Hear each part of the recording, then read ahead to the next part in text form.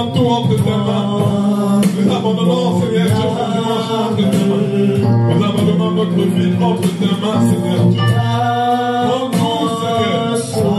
Prends tout, Seigneur. Prends tout, Seigneur. Prends tout en nous, Seigneur Dieu. Prends nos pensées. Prends nos émotions. Prends, Seigneur Dieu, notre cœur. Prends notre chair, Seigneur Dieu. Prends tout. Prends tout. Détruit en moi. Prends tout. Oui, prends tout, Seigneur. Oui, prends tout. Oui, prends tout, Seigneur.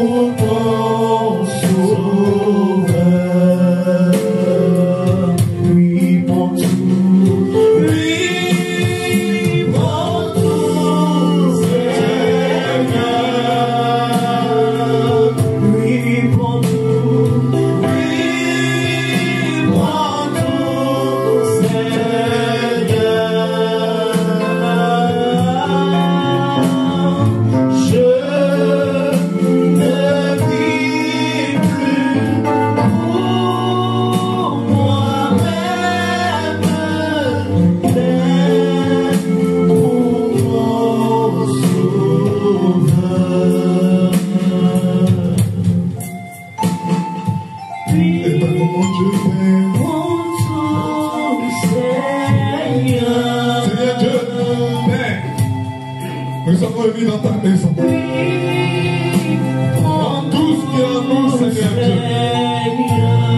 Prends tout, Père, parce que nous te donnons tout. Son peuple te donne tout, Seigneur Dieu. Sans égarer, Seigneur Dieu, nous te donnons tout. Nous te donnons tout, Seigneur. Nous nous livrons à toi. Entièrement à toi. Et avec bonheur, Seigneur Dieu. Prends tout. Prends tout, Seigneur. Oui, prends tout, Seigneur. Oui, prends tout. Oui, prends tout, Seigneur.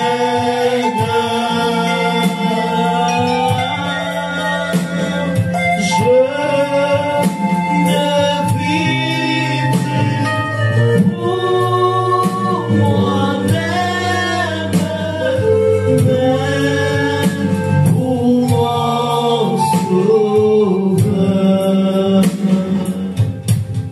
Nous avons été créés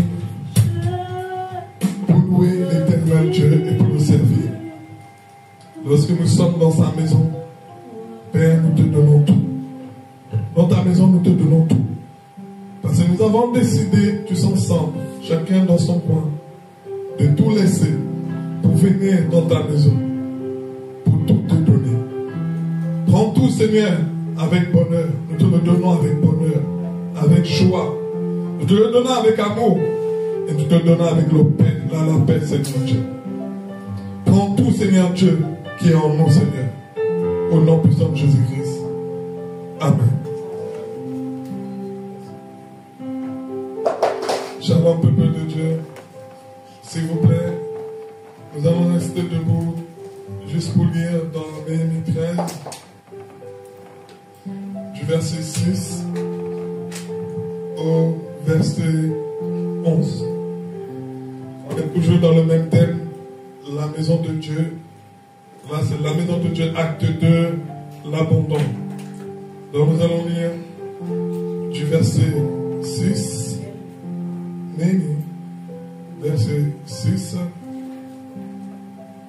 chapitre 13, verset 6 à 11. Alléluia. Père, nous prions que cette parole ne soit pas une parole qui blesse, qui détruit, mais que ce soit une parole qui construit. Nous sommes dans le thème la maison de Dieu. Et la maison de Dieu est faite pour être entretenue parce qu'elle a été construite par toi. Nous prions que cette parole, Seigneur Dieu, nous fortifie, nous ouvre encore plus les yeux spirituels, plus les oreilles spirituelles, Seigneur Dieu, pour que, Seigneur Père, nous tous qui sommes ici, ceux qui vont nous écouter après, et ceux qui nous écoutent actuellement, Seigneur Dieu, puissent entendre la voix de Dieu, la parole de Dieu, lui parler. Je prie, Seigneur mon Dieu, que tu te souviennes de nous, et que cette parole ne puisse pas tomber, Papa, sur un terrain qui ne produit pas de fruits, mais tout au contraire, sur un terrain, Seigneur Dieu, qui va le prendre avec amour, avec discernement, avec sagesse, avec intégrité de cœur, pour pouvoir produire des fruits. La parole n'est pas faite, Seigneur Dieu, pour détruire l'homme, mais pour enseigner l'homme, pour éduquer l'homme, pour montrer la voie de Dieu, le chemin de Dieu, la volonté de Dieu, l'obéissance, la fidélité à Dieu, pour que nous puissions avoir la vie éternelle. C'est par la parole que tu as créé le monde. C'est par la parole que tu as aimé le monde. C'est par ta parole que tu as envoyé ton Fils. Et c'est par ta parole que nous avons été sauvés. Que ta parole, Seigneur Dieu, soit là pour nous restaurer, pour nous montrer la voie et le chemin à suivre, afin d'être les imitateurs parfaits de Christ, des témoins fidèles, des disciples de notre Seigneur Jésus-Christ. Je prie, Seigneur, que tu disposes nos cœurs, que tu m'utilises, Seigneur Dieu, Papa, comme un vase d'honneur, que mes sentiments, mes émotions, mes pensées personnelles s'éloignent en ce moment même devant ta parole. Lorsque le Père parle, lorsque le Roi parle, tout le monde se tait et tout le monde écoute. L'ordonnance du Roi, l'ordonnance du Père. Nous prions, Seigneur Dieu, en tant qu'enfants dans ta maison, que tu puisses disposer pour que nous puissions comprendre et que, Seigneur Dieu, nos oreilles soient ouvertes, non pas, Seigneur mon Dieu, Papa, pour t'entendre, mais pour t'écouter. Parce que celui qui écoute est celui qui Papa, accomplit les paroles, est celui qui obéit, est celui qui est fidèle, et est celui, Seigneur mon Dieu, avec qui, Seigneur Dieu, Père, tu communiques, et avec qui, Seigneur mon Dieu, Père, tu es en paix, en joie, et tu es dans l'amour. Je prie, Seigneur mon Dieu, que mes frères et moi, mes sœurs et moi, nous puissions être un derrière cette parole. Nous puissions être un derrière l'esprit qui accompagne cette parole. Nous puissions être un derrière, Seigneur mon Dieu, le Saint-Esprit, derrière Jésus-Christ, derrière le Père. Car Jésus disait, je suis un avec toi, et il faut que nous aussi nous puissions être un avec toi. Et je prie, Seigneur Dieu, que mon corps, le corps de Christ, Seigneur Dieu, Papa, notre chair, notre âme et notre esprit puissent s'aligner derrière cette parole. Et que la pensée de chacun d'entre nous puisse s'aligner derrière cette parole. Et que tous ensemble, unis comme une famille, unis comme un seul homme, unis comme un seul esprit, Seigneur Dieu, puissions faire un avec toi derrière cette parole, au nom puissant de Jésus-Christ. Amen. Nous allons lire dans Néhémie, s'il vous plaît. On va rester juste debout pour honorer la parole de Dieu. Chapitre 13, 6, verset 6 à 11.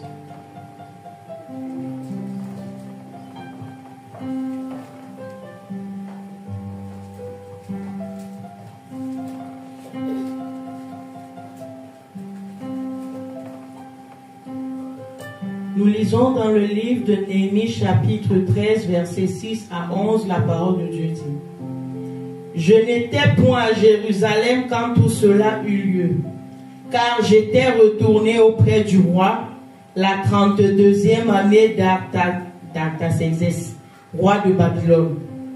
À la fin de l'année, j'obtins du roi la permission de revenir à Jérusalem, et je m'aperçus du mal qu'avait fait Eliasjib en disposant une chambre pour Tobidja dans les parvis de la maison de Dieu. J'en éprouvais un vif déplaisir, et je jetai hors de la chambre tous les objets qui appartenaient à Tobidja. J'ordonnai qu'on purifie les chambres, et j'y replaçai les ustensiles de la maison de Dieu, les offrandes et les encens. J'appris aussi que les portions des Lévites n'avaient point été livrées, et que les Lévites et les chantres chargés du service s'étaient enfuis chacun dans son territoire. Je fis des réprimandes aux magistrats et je dis: pourquoi la maison de Dieu a-t-elle été abandonnée? Et je rassemblai les Lévites et les chantres et je les remis à leur poste. Amen. Amen. Gloire à la parole de Dieu. Nous allons s'asseoir un peu de Dieu. La Bible dit que le Seigneur est glorieux. Alléluia. Est-ce que ça vous dit qu'on peut chanter ensemble? Car il est glorieux et digne de l'agneau est souverain.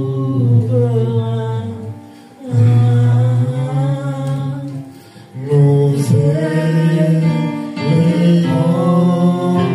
nos voix pour l'adorer. L'agneau est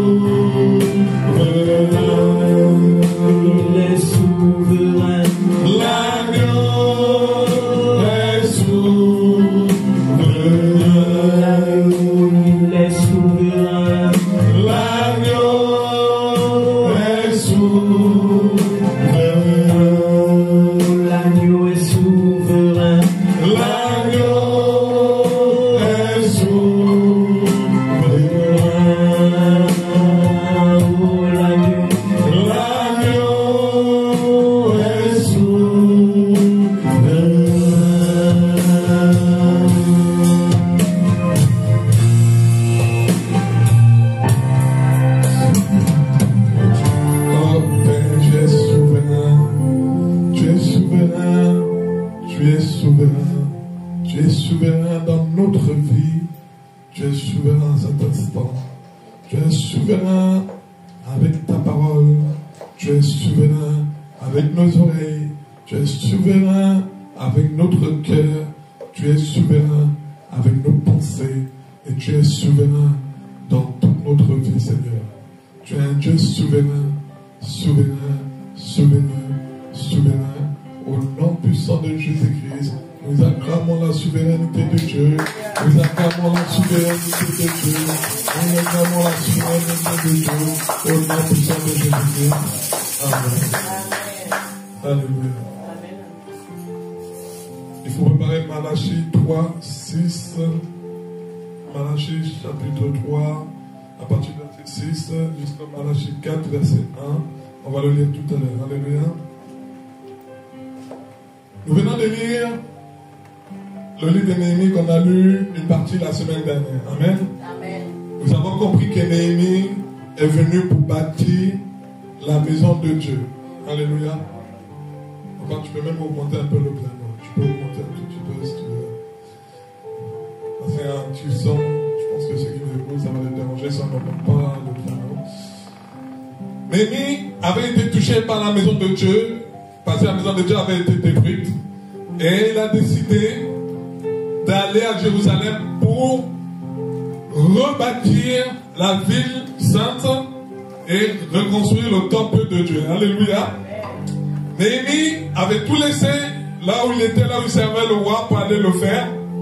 Et il a réussi, malgré toutes les attaques qu'il avait, malgré les ennemis qu'il avait, il a réussi à rebâtir la ville Jérusalem et à rebâtir le temple de Dieu pour que justement le peuple de Dieu puisse avoir un endroit où adorer leur Dieu, un endroit où faire les offrandes à Dieu, un endroit où faire les sacrifices à Dieu. Donc il a rebâti le temple de l'Éternel qui avait été souillé, qui avait été détruit. Et comme son cœur l'avait touché, parce que cet endroit le touchait, cet endroit était très important à ses yeux, parce qu'il avait trouvé le meilleur trésor au monde, c'était la maison de Dieu, c'était de servir Dieu. Donc il avait décidé de tout laisser tomber, de laisser tomber son travail, de laisser tomber son patron, de laisser tomber là où il vivait, pour aller bâtir la maison de Dieu. Alléluia.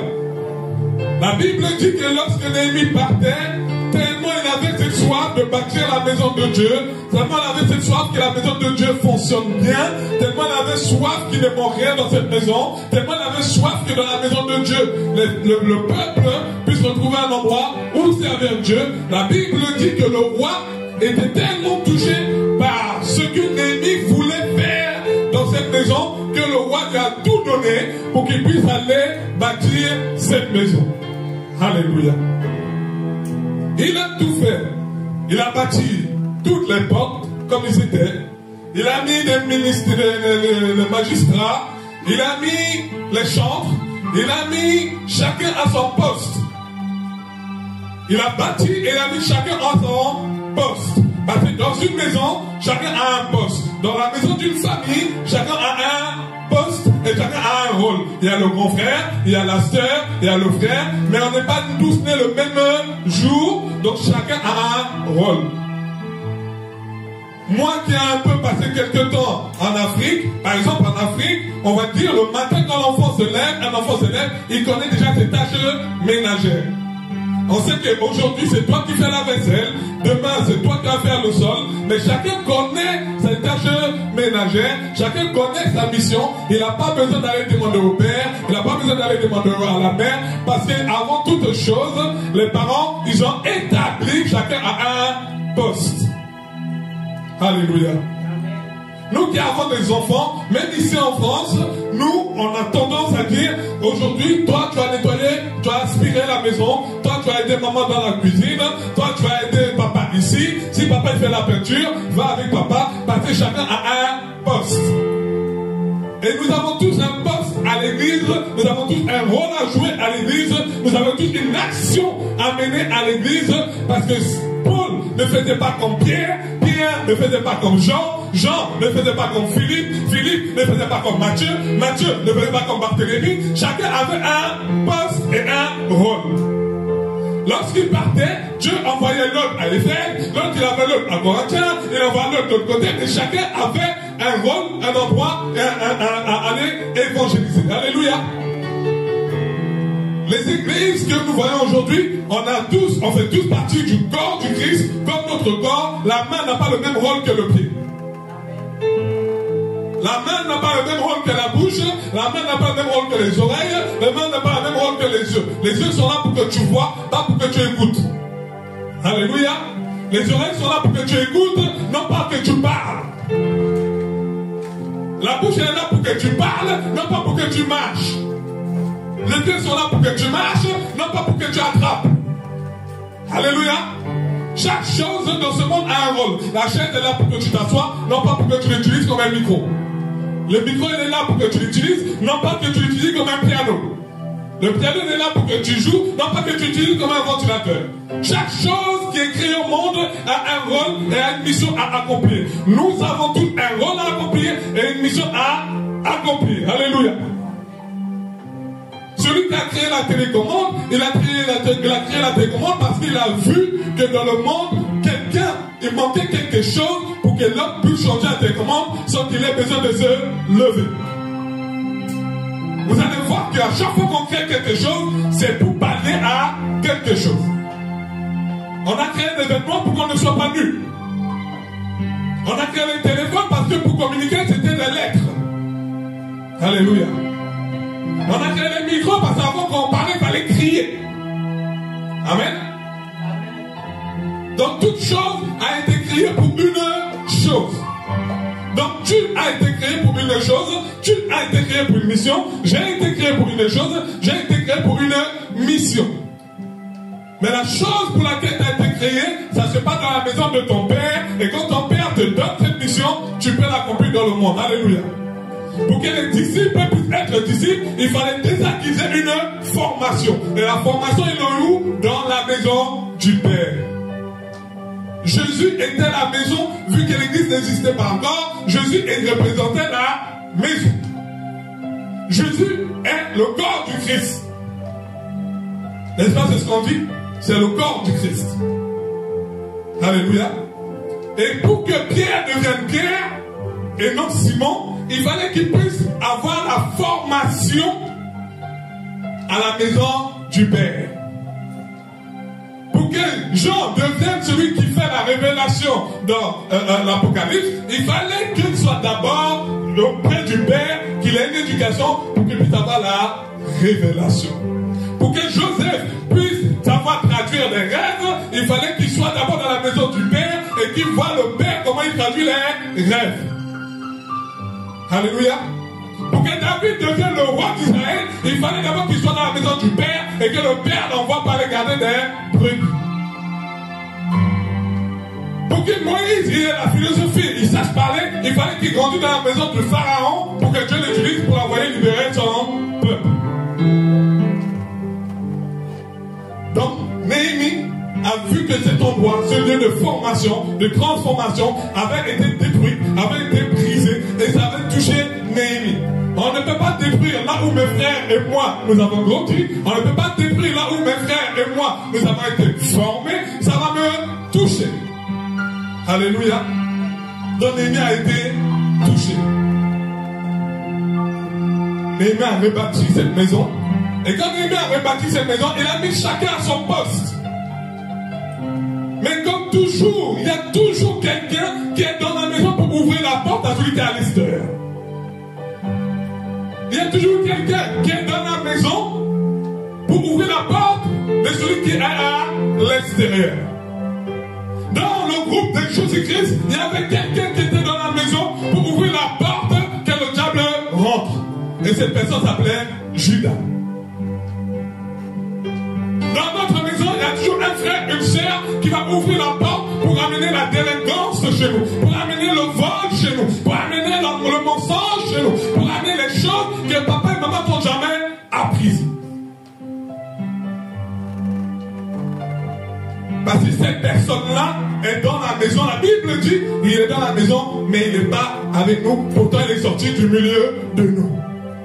Il a grandi avec toi, tu l'as donné à manger, tu l'as changé les couches, tu as tout fait, mais il sera celui qui va ouvrir la porte pour faire rentrer en toi la police.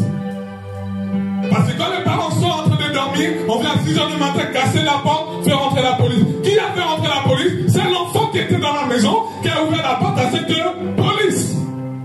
Parce que si cet enfant reste dans la maison, obéissant dans la maison, la police ne sera jamais rentrée dans la maison. Mais il est parti vendre de la drogue, il est parti faire des choses que papa et maman n'ont jamais apprises. Il a abandonné quoi? La maison. Il a abandonné quoi? Son poste. Beaucoup de nous, on abandonne nos postes. Si Dieu t'a établi sentinelle, reste sentinelle. Si Dieu t'a établi chante, reste chante. Ne deviens pas chante et demain tu deviens chante ou je chante un peu d'autres chansons. Ne deviens pas sentinelle et aujourd'hui tu dis, bon, je vais faire le rôle de sentinelle, mais demain je vais me reposer. Non, une sentinelle ne se repose pas. Si on t'a dit gardien, tu es gardien. Si on t'a établi prophète, tu es prophète. Tu ne fais pas prophète et après tu fais apôtre. Bon, je vais faire un peu prophète et je vais faire apôtre. Non. Si on t'établit pasteur, tu es pasteur. Si on t'établit dans un ministère, tu es dans un ministère. Tu restes dans ton poste. Alléluia. N'est-ce pas que quand on cherche du travail, on écrit poste à pouvoir? On dit poste, n'est-ce pas? Poste. Tu dois rester à ton poste. Mais quand tu abandonnes ton poste, qu'est-ce qui se passe? On ne peut pas assumer. Alléluia. Le jour où notre frère n'est pas là en train de jouer au piano, il a abandonné son poste, on ne peut pas assumer, on doit trouver une solution. Mais est-ce que la solution sera à la hauteur de l'original? Est-ce que la solution sera à la hauteur de celui qui a été identifié comme celui qui doit rester à ce poste? Si on rentre dans un magasin et que l'agent de sécurité abandonne son poste, n'est-ce pas que tout le monde va voler? Tout le monde va voler, n'est-ce pas? Celui qui abandonne son poste est pire que celui qui détruit. Parce que lorsque tu abandonnes ton poste, tu es en train de détruire. Alléluia. Aujourd'hui, je te confie que tous les matins, tu dois lire la Bible devant le peuple.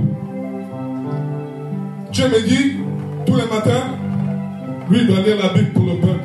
Parce qu'à travers ça, je veux bénir le peuple. À travers ça, je veux sanctifier le peuple. À travers ça, je veux sauver une vie. Et il me dit, tiens, mon fils, dis-le à ta soeur Marie que tous les jours, elle doit lire un verset biblique au peuple. Elle ne sait pas ce qu'il y a derrière ce poste. Elle ne sait pas pourquoi on l'a positionné à ce poste. Elle ne sait pas pour quel rôle on l'a positionné. Mais si on l'a positionné, c'est qu'elle a les capacités d'être là. Elle a la force nécessaire de tenir les choses que d'autres ne pourra pas tenir. Donc maintenant, si la sœur, au lieu de lire les versets, elle dit un jour, 2 jours, elle voit rien qui se passe, elle dit, mais mon poste, je peux le quitter un peu. Mais le jour où il quitte le poste, c'est là où Dieu envoie une bénédiction pour sa deuxième sœur. Il n'est plus là. La personne qui était censée donner le verset pour que la bénédiction arrive ne peut pas parce qu'il a changé de poste et il a abandonné son poste. Et lorsqu'on abandonne, c'est qu'on délaisse, c'est qu'on n'aime pas ce poste. C'est qu'on n'aime pas ce qu'on est en train de faire. C'est qu'on n'aime pas la maison de Dieu. Lorsqu'on abandonne la maison de Dieu, c'est qu'on n'aime pas ce Dieu. C'est qu'on n'aime pas cette maison de Dieu. Parce que si tu aimes quelque chose, tu ne peux pas l'abandonner. Si quelqu'un abandonne quelque chose, c'est que cette chose ne le tient pas à cœur. C'est que cette chose, il ne croit pas à cette chose. C'est que cette chose, il n'est pas amoureux de cette chose. Ne dis pas que non, parce que le père de la maison s'appelle Samuel. Non. Si c'est ta maison que tu as accrochée, si c'est la maison de ton père que tu as accroché, contre vent et marée, tu ne changes pas de poste. Contre vent et marée, tu restes fidèle. Parce que je ne le fais pas pour mon frère Samuel, je ne le fais pas pour mon frère Jean, je ne le fais pas pour mon frère Pierre, je le fais parce que j'aime ce poste, j'aime cette maison, j'aime cet endroit et je m'accroche. Mais si tu quittes ton poste parce que je t'ai mal parlé, non, tu n'as jamais aimé ton poste. Si tu quittes ton poste parce que ton frère t'a mal parlé, tu n'as jamais aimé ton poste. Si tu te lèves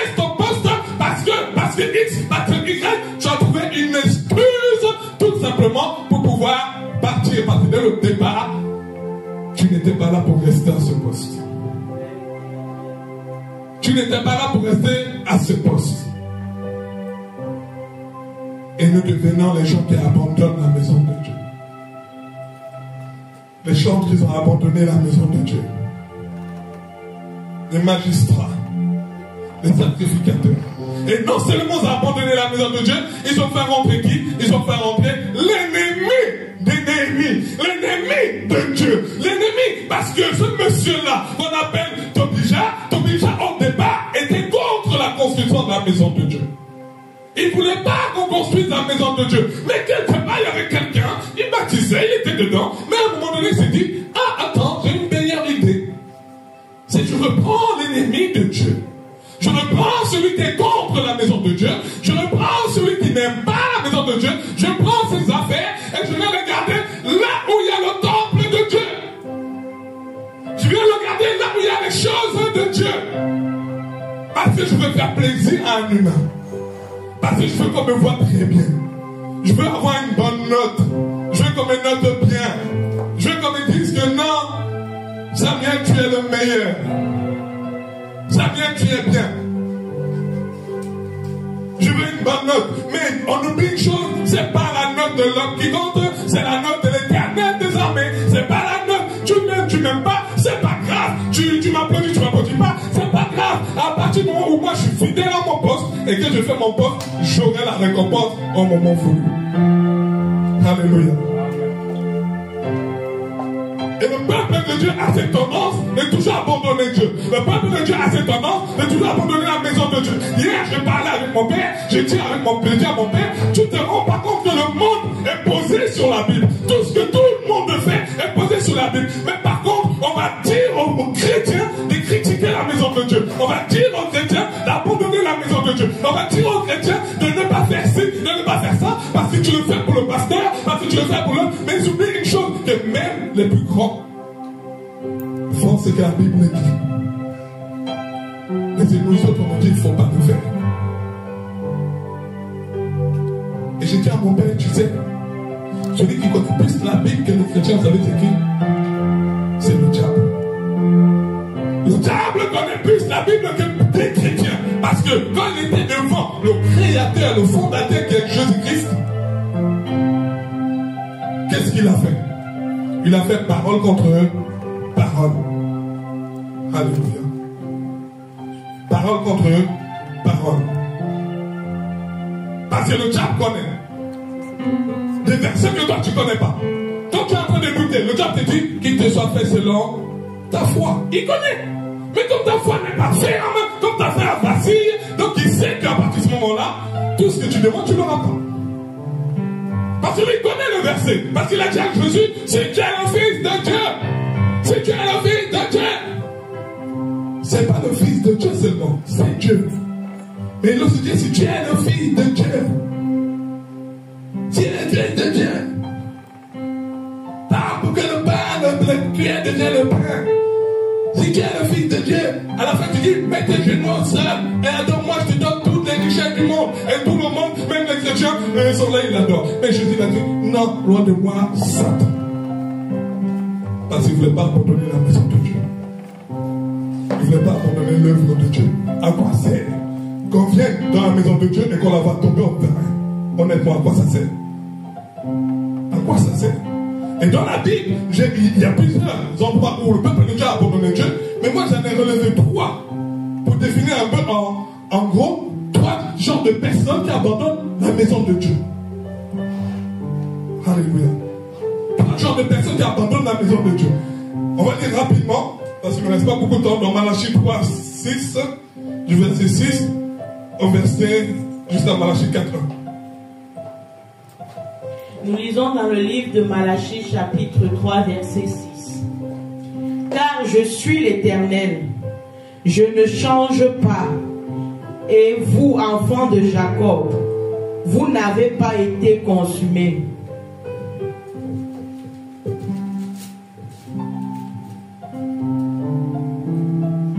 Malachie chapitre 4 verset 1. Non, il faut lire du 6 jusqu'à verset 15. Malachie 3, 6. Malachie 3, verset 7. Depuis le temps de vos pères, Vous vous êtes écartés de mes ordonnances. Vous ne les avez point observées. Revenez à moi et je reviendrai à vous, dit l'Éternel des armées. Et vous dites, en quoi devons-nous revenir? Un homme trompe-t-il Dieu? Car vous me trompez et vous dites, en quoi t'avons-nous trompé? Dans les dîmes et les offrandes. Vous êtes frappés par la malédiction et vous me trompez, la nation tout entière. Apportez à la maison du trésor toutes les dîmes, afin qu'il y ait de la nourriture dans ma maison. Mettez-moi de la sorte à l'épreuve, dit l'Éternel des armées, et vous verrez si je n'ouvre pas pour vous les écluses des cieux, si je ne répands pas sur vous la bénédiction en abondance. Pour vous, je menacerai celui qui dévore, et il ne vous détruira pas les fruits de la terre, et la vie ne sera pas stérile dans vos campagnes, dit l'Éternel des armées. Toutes les nations vous diront heureux, car vous serez un pays de délices, dit l'Éternel des armées. Vos paroles sont rudes contre moi, dit l'Éternel, et vous dites, qu'avons-nous dit contre toi? Vous avez dit, c'est en vain que l'on sert Dieu. Qu'avons-nous gagné à observer ses préceptes et à marcher avec tristesse à cause de l'Éternel des armées? Maintenant nous estimons heureux les hautains. Oui, les méchants prospèrent, oui, ils tentent Dieu et ils s'échappent. Verset 16. Alors ceux qui craignent l'Éternel se parlèrent les uns à l'autre. L'Éternel fut attentif et il écouta. Et un livre de souvenirs fut écrit devant lui pour ceux qui craignent l'Éternel et qui honorent son nom. Ils seront à moi, dit l'Éternel des armées. Ils m'appartiendront au jour que je prépare. J'aurai compassion d'eux, comme un homme a compassion de son fils qui le sert. Et vous verrez de nouveau la différence entre le juste et le méchant, entre celui qui sert Dieu et celui qui ne le sert pas. Chapitre 4, verset 1. Car voici, le jour vient, ardent comme une fournaise. Tous les hautains et tous les méchants seront comme du chaume. Le jour qui vient les embrasera, dit l'Éternel des armées, et il ne laissera ni racine ni rameau. Amen. Amen. Ce genre de personnes-là, que j'ai identifié dans ces versets-là, ce sont des personnes qui sont des lâches ou des passifs. C'est des personnes qui sont dans la famille, mais qui sont des lâches ou des passifs. Pourquoi lâche, pourquoi passif? C'est qu'il est dans la famille, il va voir son frère qui a un besoin, il peut l'aider, mais il ne va pas l'aider. Il ne va pas l'aider. Il va regarder son frère, se prendre la tête, se compliquer la vie dans ses besoins, sans lui tendre les mains. Il reste passif. Il va voir son père, sa mère, qui a une complication, je ne sais pas, par exemple, pour payer l'école d'un des frères. Il ne va pas participer. Il va rester passif. Il va rester là sans rien faire, sans tendre la main à son père, sans tendre la main à sa mère, parce qu'il va dire, je ne suis pas le père, je ne suis pas la mère. Ce sont des lâches. Ces gens-là, ce sont des lâches. Ils n'ont pas le courage de dire que non, là, c'est moi qui vais m'en occuper. Là, mon petit frère a besoin que je paye l'école, c'est moi qui vais m'en occuper. Papa, je te soulage. Ils n'ont pas cette capacité. C'est là où Dieu dit, je verrai ceux qui me servent et ceux qui ne me servent pas. Parce que lui, il est en train de regarder son ami dehors. Il dit, mais mon ami a déjà construit une villa. Mon ami est déjà comme si, mon ami, mais entre-temps, ton ami et toi, vous n'avez pas le même poste. Toi, ton poste, c'est d'être dans la maison et de soutenir la maison. Ton poste, c'est d'être dans la maison et d'être le pilier de la maison. Mais tu as écouté la voix qui sort de dehors et tu as fait rentrer dans la maison pour te trouver une excuse pour ne pas agir dans la maison de Dieu. Pour te trouver une excuse pour ne pas justement soutenir dans la maison de Dieu. Mais tout le temps, après tu mets tes genoux au sol et tu pries, oh Seigneur, Seigneur. Et lui-même te dit, on ne se moque pas de moi. Parce que tu as la capacité de soutenir ton père, tu as la capacité de soutenir ta mère, mais tu ne le fais pas. Et si tu ne le fais pas, tu viens me dire, mon père, on ne se moque pas de moi. Donc ce sont des gens passifs. Elles évitent l'action, même quand elles peuvent intervenir. Elles peuvent faire quelque chose, mais elles évitent. Pourtant, on grandit dans une maison où on dit, il faut s'aimer les uns les autres. Pourtant, elle a grandi dans une maison où il a dit, si je mange, tu manges. Si je dors, tu dors. Si je pleure, tu pleures. Hier, j'ai eu vraiment une bonne discussion avec mon père. Parce que j'ai fait comprendre à mon père, le peuple ne sait pas une chose. Même dans le ministère de Jésus, les gens donnaient les dîmes et les offrandes. Parce que la Bible dit que c'est Judas qui gardait la bourse. Et c'est l'argent qui a fait tomber Judas. Et c'est souvent l'argent qui fait tomber les familles. C'est l'argent de qui détruit les familles. C'est l'argent. Un enfant a l'argent de être orgueilleux avec son père. C'est souvent l'argent le nerf de la guerre. C'est pour ça que j'ai pris ce verset. C'est ça qui touche nos cœurs. Non, je t'aime pas. C'est mon argent, je fais mes économies, je vais acheter ma maison, je vais faire ça. Mais entre-temps, ton père est en train de souffrir, il n'a même pas de quoi manger. La maison de ton père, elle est même, le canapé, ça fait 40 ans, il est là. Tu peux nous faire un canapé, mais je ne le fais pas, je le garde pour moi. Espèce de lâche. Tu vois qu'on a des chaises déchirées. Achète une chaise. Non, j'achète pas. Tu ne fais pas pour quelqu'un, tu le fais pour Dieu. C'est juste un lâche. Une personne passive, résiliente. Elles peuvent avoir des sentiments que leur action ne change rien. Si je fais, ça changera quoi? Si, ça change. Peut-être pas devant les hommes, mais devant Dieu, ça change. Peut-être moi, je vais dire, ça n'a pas changé, mais Dieu m'a dit, ça a changé. Parce qu'à chaque fois qu'un serviteur s'assoit dans la chaise que tu as achetée, c'est une bénédiction que tu reçois. À chaque fois que ton frère joue au piano pour le Seigneur, c'est une bénédiction que tu reçois. À chaque fois que ton père va s'asseoir sur ton canapé à la maison, tu ne sais pas les paroles que ton père peut lâcher sur ce canapé. Donc ça change devant l'homme et devant les dieux. Devant Dieu. Il manque de courage ou d'assurance. Et le but de la capacité de faire. Ces personnes-là. Pourtant Dieu t'a donné. Est-ce que tu sais que si Dieu te donne la force de porter une chaise, parce qu'il sait que tu as la capacité de la porter. Alléluia. Si Dieu te donne même de l'argent, parce qu'il sait que tu as la capacité de donner à ton frère qui en a besoin. Mais c'est toi qui ne le fais pas. Il t'a donné parce qu'il sait que tu as la capacité de soutenir ta mère qui a besoin. La plupart des gens qui quittent l'Afrique, qui viennent en France, qu'est-ce qu'ils font? Ils soutiennent les gens en Afrique. Pourquoi Dieu sélectionne que c'est toi qui quittes l'Afrique? Parce qu'il sait que tu auras la capacité, même avec les douleurs, de soutenir l'Afrique. Mais si tu ne veux pas soutenir l'Afrique, tu vas les laisser mourir. Et après, quand c'est le deuil, tu achètes de gros cercueils.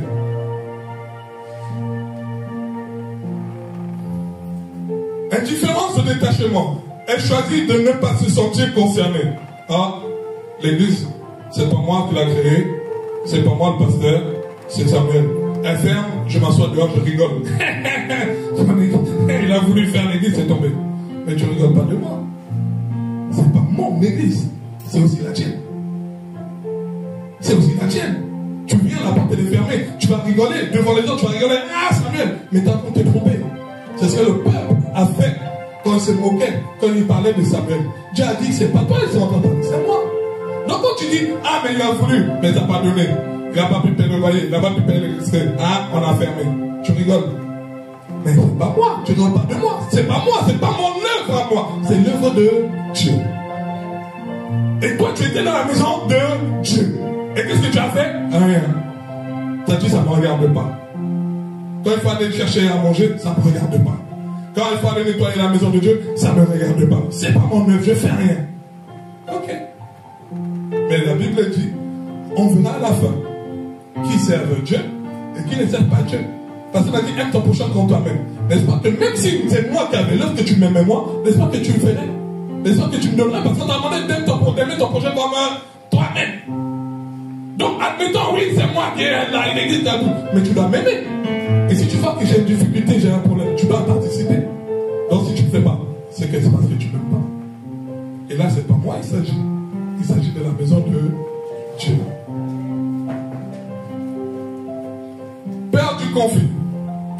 conflit.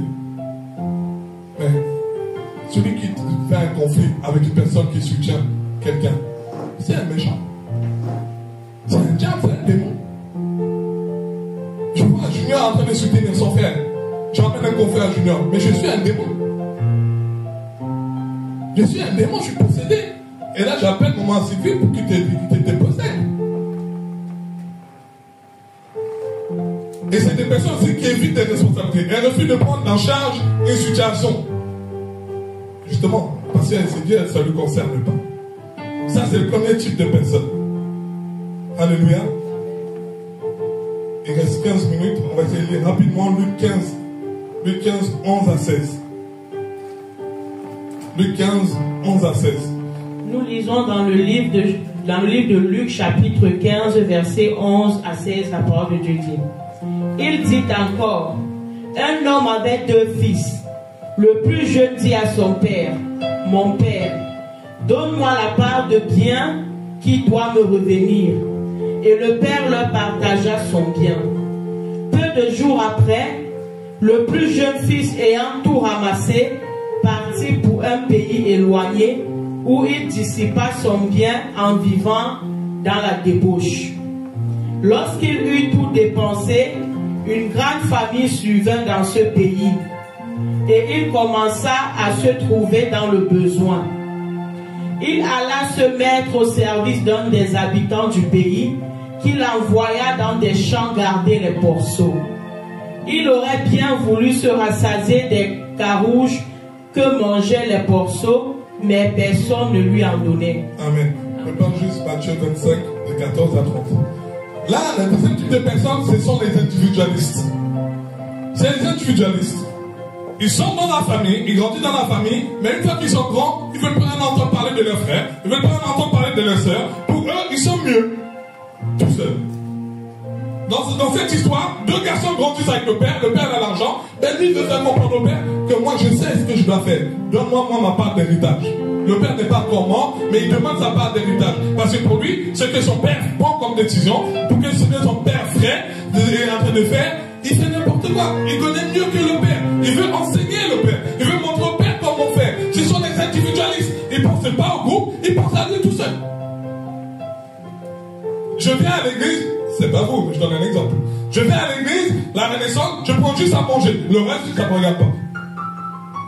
Je prends juste à manger, le reste là-bas, ça ne me regarde pas. Mon frère a un problème, ça ne me regarde pas. Là-bas, il y a un souci, ça ne me regarde pas. La voiture du pasteur en panne, on rigole. Mais non. Pourquoi? Parce que c'est individualiste.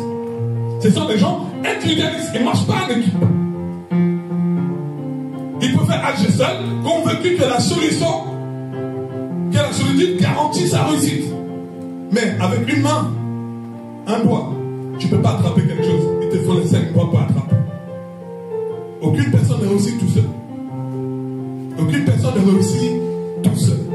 Même Jésus n'était pas seul. Toi, t'es qui pour croire que seul tu peux? Si même le Père n'était pas seul, toi, t'es qui? Même Dieu n'est pas seul. Parce qu'on dit le Père, le Fils, le Saint-Esprit. Toi, t'es qui pour croire que seul tu vas arriver? C'est des personnes qui croient qu'ils ont tellement confiance, ils voient avant tout le monde, ils réfléchissent avant tout le monde, ils comprennent les choses avant tout le monde, ils sont au-dessus des autres. Au-dessus des autres. Non, la chaise, il ne faut pas la mettre comme ça. Il faut la mettre comme ça. Mais peut-être que si on la met comme ça, c'est pour qu'une famille de 4 puisse s'asseoir. Non, mais lui, il a dit non, il faut la mettre comme ça parce que lui, il pense toujours individualiste. Et ces gens-là, ils ont de l'orgueil qui rentre en eux. Ils ne coopèrent jamais. Ils ont un esprit de compétition. Ils sont dans la famille, mais il a une compétition avec son frère. Il a une compétition avec sa soeur. Il faut que je fasse mieux que ma soeur. Il faut que je fasse mieux que mon frère. Il est dans la maison. Il faut que moi je sois mieux. Il faut que je sois mieux. Il faut que je sois mieux. Pourquoi tu veux être mieux que ton frère? Pourquoi tu veux être mieux que ta soeur? Acclame ton frère s'il fait mieux que toi. Acclame ta soeur s'il fait mieux que toi. Mais non, il est là. Il fait en compétition. En compétition. En compétition. Dans la maison de Dieu. En compétition. En compétition. Moi je prêche mieux. L'autre il prêche mieux. L'autre il parle mieux. L'autre il s'assoit mieux. L'autre il fait mieux. Toujours en compétition. En compétition. À quoi bon de faire la compétition avec ton frère ou avec ta soeur? Encourage ton frère, encourage ta soeur. Et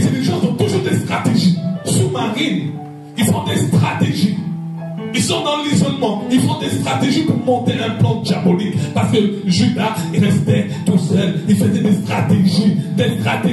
Comment maintenant je vais faire pour que Jésus tombe? Comment je vais faire pour que la maison de Dieu tombe? J'y vais, je viens, je regarde devant toi. Mais derrière, je fais des stratégies. Je regarde devant toi. Mais derrière, je te critique. Je regarde devant toi. Mais derrière, je te lapide. Je regarde devant toi. Mais derrière, je fais des stratégies. Parce que je veux que Jésus tombe. Judas, il fait des stratégies. Oh, je garde la bourse parce que je suis fidèle. Je garde l'argent. Mais derrière, je fais des stratégies. Je fais des stratégies parce qu'il faut qu'il tombe. Oh, non, le pasteur là, il est pas bien. Mais devant le pasteur, je rigole avec le pasteur. Le frère là, il est pas bien. Mais devant le frère, je rigole avec le frère. Mais derrière, je veux monter une équipe. Je veux monter une équipe. Comme ça, toi, veut monter une équipe. Il est parti avec un tiers d'ange.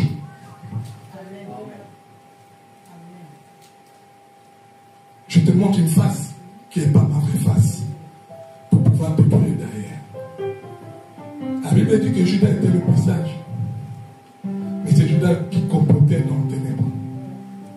C'est Judas qui venait devant. Jésus faisait, oh Jésus. Mais dans le fond, il était en train de comploter. Jusqu'à ce que quand il a livré Jésus, il a fait un baiser à Jésus. Il a fait un bisou. Je te fais un bisou parce que je t'aime. Mais là, il fait un bisou pour livrer le Fils de Dieu. Tu vas venir à l'église, tu vas m'embrasser, tu vas faire ça. Mais tu es le premier à prier que ça tombe. Tu es le premier à manigancer que ça tombe. Tu es le premier à train de me mettre des bâtons dans les roues. Mais tu viens devant moi, tu m'embrasses. Tu viens devant Dieu, tu dis Seigneur, Seigneur. Mais tu es le premier à vouloir m'enterrer. Pourtant, on est dans la même maison, on est dans la même famille. Mais pourquoi tu veux ma mort, mon frère? Pourquoi tu veux ma mort, ma soeur? Pourquoi tu veux être individualiste? Ils ont des visions centrées que sur les personnes. Si c'est pas eux, c'est pas quelqu'un d'autre. Si c'est pas moi qui ai la vision, toi tu peux pas l'avoir. Si moi je ne prophétise pas, toi tu peux pas prophétiser. Si moi je ne guéris pas, toi tu peux pas guérir. Le jour où tu prophétises, mais pourquoi tu prophétises? Pourquoi pas moi? Le jour où tu guéris, mais pourquoi tu guéris? Pourquoi pas moi? Parce que la personne individualiste veut être la tête de tout. Veut qu'on le voit partout. Veut qu'on l'acclame partout. Et quand tu as un esprit faible, tu suis nos pas. Et c'est là où Dieu te regarde et te dit, mon fils, ma fille, tu es en train de te méprendre, tu te trompes. Donc ça, c'est le deuxième type de personnes qui abandonnent la maison de Dieu. Les individualistes. Les individualistes. Et la troisième type de personne, on va dire rapidement. Après on a fini. Donc Matthieu 25, 14 à 30. On va lire. Nous lisons dans le livre de Matthieu 25, chapitre 14 à 30, la parole de Dieu dit. Il en sera comme d'un homme qui partant pour un voyage, appela ses serviteurs et leur remit ses biens. Il donna 5 talents à l'un, 2 à l'autre et 1 au troisième, à chacun selon sa capacité, et il partit. Aussitôt celui qui avait reçu les 5 talents s'en alla, elle fit valoir et gagna 5 autres talents. De même, celui qui avait reçu les 2 talents en gagna 2. Celui qui n'en avait reçu qu'un alla faire un creux dans la terre et cacha l'argent de son maître. Longtemps après, le maître de ses serviteurs revint et leur fit rendre compte. Celui qui avait reçu les 5 talents s'approcha en apportant 5 autres talents et il dit, Seigneur, tu m'as remis 5 talents, voici j'en ai gagné 5 autres. Son maître lui dit, c'est bien, bon et fidèle serviteur. Tu as été fidèle en peu de choses. Je te confierai beaucoup, entre dans la joie de ton maître. Celui qui avait reçu les 2 talents s'approcha aussi et il dit, Seigneur, tu m'as remis 2 talents. Voici j'en ai gagné 2 autres. Son maître lui dit, c'est bien, bon et fidèle serviteur. Tu as été fidèle en peu de choses, je te confierai beaucoup, entre dans la joie de ton maître. Celui qui n'avait reçu qu'un talent s'approcha ensuite et il dit, Seigneur, je savais que tu es un homme dur, qui moissonne où tu n'as pas semé, qui amasse où tu n'as pas vanné. J'ai eu peur et je suis allé cacher ton talent dans la terre. Voici, prends ce qui est à toi. Son maître lui répondit, serviteur méchant et paresseux, tu savais que je moissonne où je n'ai pas semé et que j'amasse où je n'ai pas vanné. Il te fallait donc remettre mon argent au banquier, et à mon retour j'aurais retiré ce qui est à moi avec un intérêt. Ôtez-lui donc le talent et donnez-le à celui qui a 10 talents, car on donnera à celui qui a, et il sera dans l'abondance. Mais à celui qui n'a pas, on ôtera même ce qu'il a. Amen. Amen.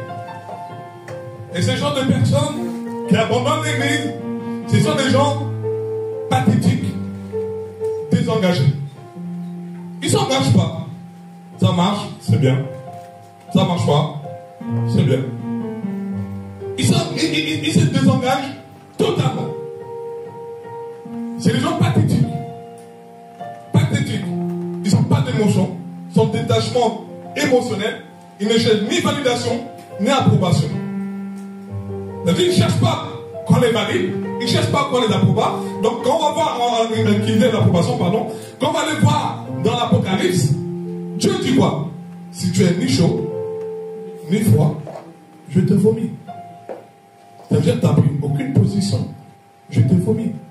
Tu es avec Dieu, donc agis sur mes ordonnances. Tu n'es pas avec Dieu, donc agis selon le monde. Mais fais un choix. Sinon je te vomis. Parole de Dieu. Donc là, ce sont des gens pathétiques. Ils sont totalement indifférents. Peu réactifs. Même tu lui dis, tu sais que Dieu va t'utiliser. Tu as un don peut-être pour ranger les chaises.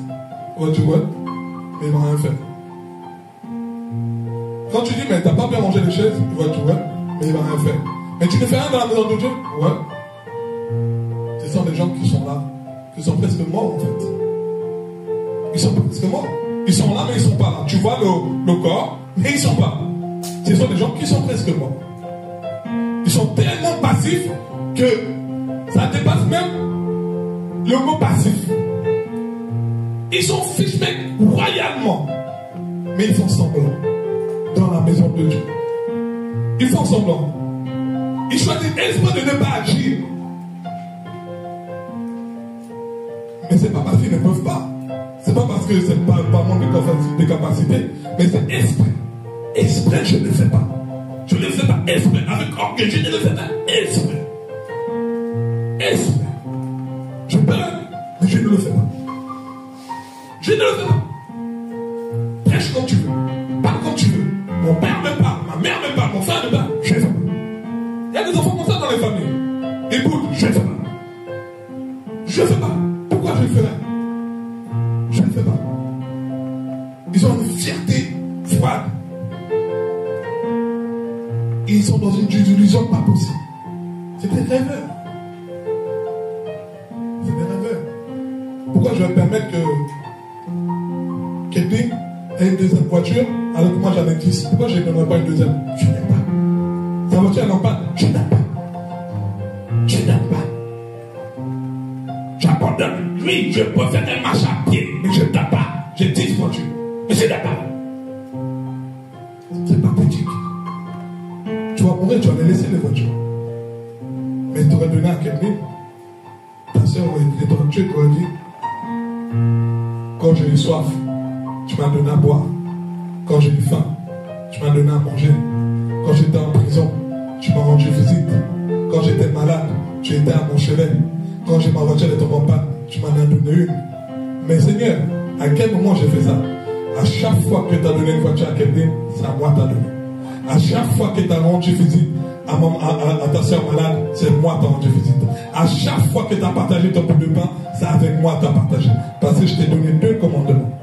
Premièrement, c'est aimer Dieu de tout ton cœur, de toute ton âme, de tout ton esprit.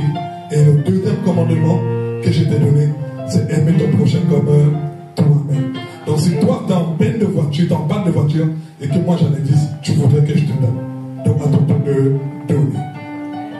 Si ta que j'ai du pain, tu voudrais que je te partage avec toi. Donc maintenant, moi j'ai faim, toi tu as du pain, c'est à toi maintenant de partager avec moi. Mais si tu ne le fais pas, tu n'es pas un enfant de Dieu. Viens à l'église tous les dimanches, prie tous les soirs, lis toute la Bible, mais tant que tu n'es pas en train de faire les ordonnances de Dieu, tant que tu n'es pas fidèle à la parole de Dieu, tant que tu n'es pas fidèle à ce que la Bible dit, mon frère, ma soeur, tu te lèves juste le matin, comme les hommes de Dieu, les gens du monde le font. Et la seule différence, c'est que toi, tu viens dans la maison de Dieu, au milieu des enfants de Dieu, mais tu n'es pas enfant de Dieu. Et le jour où tu meurs, tu n'iras pas dans le même repos. Parce que là, on a parlé de repos. Tu n'iras pas dans le même repos que les enfants de Dieu. Tu iras dans le repos de ceux qui sont dehors. Mais eux, ils ne sont juste pas venus dans la maison de Dieu. Mais toi, tes oreilles ont écouté. Mais est-ce que tu as gardé? Est-ce que tu as gardé pour que ça travaille dans ton cœur? Est-ce que tu as gardé pour que tu suives la parole? Est-ce que tu as gardé pour que tu marches? Mon père m'a posé une question hier. Il m'a dit, comment on sait celui qui sert Dieu ou celui qui ne sert pas Dieu? Je dis tout simplement, la parole dit que tu le vois par son caractère, ces mots qui sortent de sa bouche, son attitude. Tu vas voir l'obéissance à la parole de Dieu, aux ordonnances de Dieu, et tu le verras dans la maison de Dieu. Il va toujours donner de l'amour, de la joie et de la paix. Tu ne le verras pas parler derrière, insulter derrière, mais tu le verras toujours en train de chercher où est-ce qu'il peut aider quelqu'un. Et c'est là où tu sais que lui, c'est un enfant de Dieu. Parce que c'est pour ça, Jésus m'a dit, pour marquer la différence entre nous, nous devons nous aimer les uns les autres. Nous aimer les uns les autres. On va se lever, peuple de Dieu. Alléluia. Éternel mon Dieu Père, nous te bénissons, nous te louons, nous te rendons grâce, Seigneur Dieu. Papa, ta parole est sortie ce matin, Seigneur mon Dieu, sur la maison de Dieu. Et dans la maison de Dieu, Seigneur, tu nous as parlé de l'amour. Seigneur Dieu, nous prions pour que nous soyons, Papa, des enfants fidèles, des enfants droits, des enfants transparents avec toi, des enfants vrais. Pas des enfants qui t'abandonnent, pas des enfants qui abandonnent ta maison, Seigneur Dieu, comme dans l'histoire de Néhémie. Pas les enfants, Seigneur mon Dieu, Papa, qui sont prêts à prendre l'héritage et partir et abandonner le reste derrière eux. Pas les enfants, Seigneur Dieu, Père, qui sont des profiteurs de ta grâce, de tes bénédictions. Pas des enfants, Seigneur Dieu, Père, où, Seigneur Dieu, Papa, ils veulent rien faire parce qu'ils ont peur que l'autre gagne. Pas des enfants, Seigneur Dieu, intimes de toi. Pas les enfants qui ne te ressemblent pas. Mais Seigneur Dieu, à Antioche, lorsqu'on a appelé les disciples de Jésus-Christ, Christ, c'est parce qu'ils étaient les imitateurs de Christ. Et dans ta parole, le serviteur Paul disait, soyez mes imitateurs. Nous voulons être les imitateurs de notre Seigneur Jésus. Que lui qui est créateur de toutes choses a payé ses impôts. Lorsqu'on a demandé de payer ses impôts. Pourtant, il aurait pu dire, je ne les paye pas parce que je suis le créateur du monde. Mais il a payé ses impôts et il a payé aussi pour son disciple. Il a été fidèle en tout. Il n'a rien abandonné, il n'a rien délaissé. Jusqu'au jour de son avènement, où il est monté sur cette croix, Seigneur Dieu, avec sa fidélité. La Bible dit qu'il a été amené, Seigneur, comme un agneau qui allait à l'abattoir. Il n'a pas ouvert une bouche, parce qu'il savait qu'il devait accomplir la volonté du Père. C'est pour ça qu'il dit dans ces années que non pas ma volonté, mais ta volonté. Parce que je ne veux pas t'abandonner. Je ne veux pas abandonner le peuple de Dieu. Je ne veux pas abandonner la mission que tu m'as donnée. Je ne veux pas abandonner le salut pour l'humanité. Je ne veux pas abandonner. Parce que si j'abandonne, ton œuvre tombe. Ton œuvre ne va pas s'accomplir. Si j'abandonne, ta maison tombe. Ta maison ne va pas fonctionner. Si j'abandonne, les orphelins et les veuves n'auront pas de quoi manger et de quoi boire. Fais de nous, Seigneur Dieu, des hommes et des femmes qui soutiennent l'œuvre de Dieu. Des hommes et des femmes qui soutiennent la maison de Dieu. Des hommes et des femmes qui sont attachés à la maison de Dieu, aux choses de Dieu. Pas ceux qui critiquent, pas ceux qui parlent derrière, pas ceux qui blâment, pas ceux qui condamnent. Ça, Seigneur Dieu Père, c'est l'apostasie. Ces gens-là appartiennent à l'apostasie. Mais nous, on appartient au royaume de Dieu. C'est pour ça, Seigneur Dieu Père, nous prions que quand, pendant cette chambre haute, où la Bible disait, ils mettaient tout ensemble, Celui qui avait plus d'argent ramenait. Vendait ses terrains, ramenait. Celui qui avait plus de nourriture, ramenait. Celui qui avait plus de matelas, ramenait. Pour qu'ensemble, ils puissent avoir de quoi manger, de quoi boire. Et que chaque famille ne meure pas de faim. Je prie, Seigneur mon Dieu, que l'Église à la Renaissance a une nouvelle ère, Seigneur mon Dieu, dans la saison d'évangélisation. Et qu'ensemble nous allons vivre comme l'Église antique, nous allons vivre comme pendant cette chambre haute, où nous allons nous mélanger. Nous allons tout mettre ensemble.